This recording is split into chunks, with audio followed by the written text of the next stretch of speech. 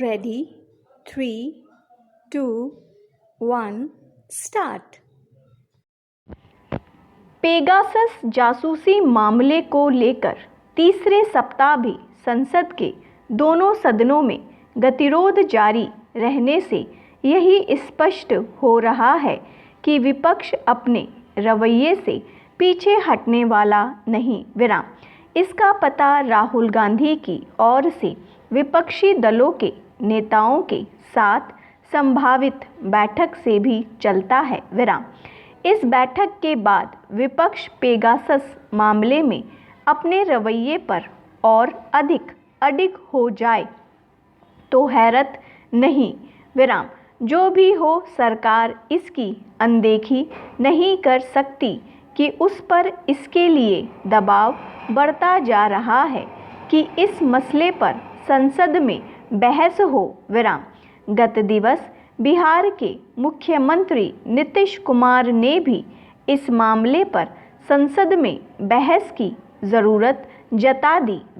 उन्होंने तो यहाँ तक कह दिया कि इस प्रकरण की जांच भी होनी चाहिए।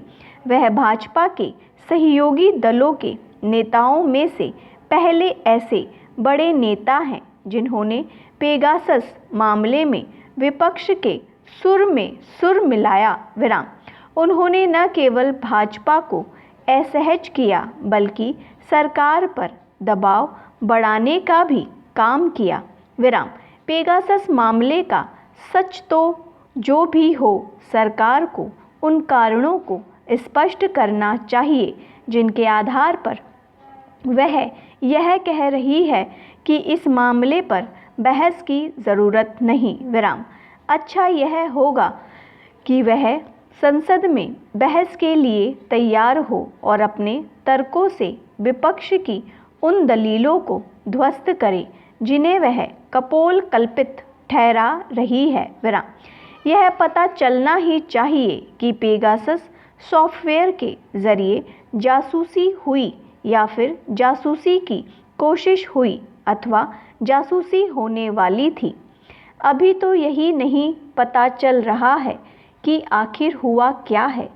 क्या वह सूची निराधार है जिसमें कथित तौर पर उन लोगों के नाम दर्ज हैं जिनकी जासूसी होनी थी? वास्तव में यह सवाल केवल सत्ता पक्ष के समक्ष ही नहीं बल्कि विपक्ष के सामने भी है।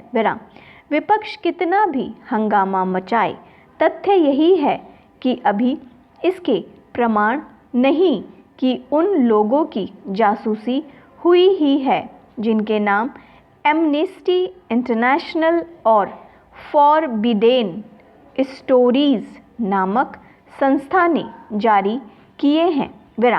बेहतर हो कि विपक्ष भी उन कारणों को रेखांकित करे जिनके तहत वह इस नतीजे पर पहुंच रहा है कि अमुक लोगों की जासूसी हुई। जासूसी कोई नई अनोखी बात नहीं। शायद ही कोई सरकार हो जो जासूसी न कराती हो, लेकिन उसकी ज़रूरत के कुछ ठोस आधार होते हैं। सरकार को सदन के भीतर अथवा बाहर विपक्ष को यह भरोसा दिलाना चाहिए कि जासूसी समुचित कारणों से ही हो रही है और उन्हीं तत्वों की ही हो रही है जिनकी ज़रूरी है। उचित यह होगा कि संसद में जारी गतिरोध तोड़ने के लिए सत्ता पक्ष और विपक्ष में बातचीत हो। स्टॉप।